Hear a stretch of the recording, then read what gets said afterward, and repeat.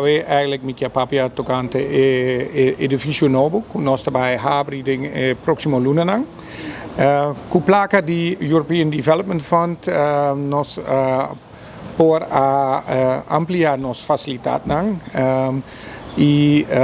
Esse aqui é um lugar for de, lá que nós bisa fim de 2022, edifício award na Universidade de Aruba.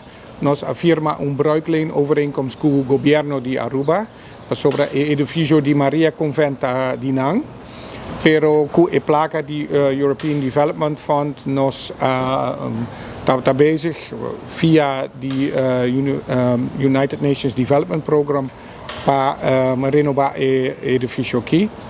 Albo está contractor com a Citur e trabalho no edifício e está chegando a sua último pari simang pota 2 lunas mas oficialmente nós trabalhamos em building fim de luna de março acaba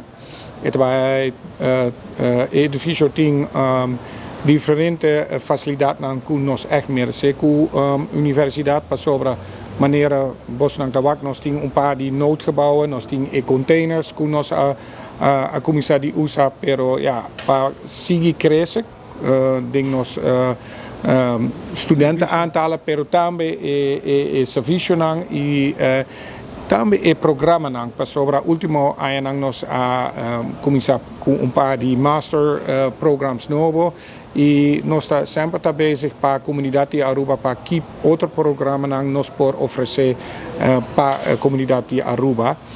E o edifício aqui nang, se você não tawak, Maria Conventa está quase mesmo idade com a La Salle Building. Antes, o Surnang estava em Maria Convent, pero para o último ano não agora usar. O último hinder ding estava dienst buitenlandse betrekkingen e directie cultuur, pero não a sali voor de edifício ding a 2004-2005 met keren e voor die momento a building não agora usado. Dus a renovação está hopi grande pero o resultado está hopi bonito também. Full o projeto de system programas, das Sustainable Islands door die STEM, Science, Technology, Engineering Met, tem a receber 3 miljoen euro voor de Europese Unie. Pero também para set op een academic program.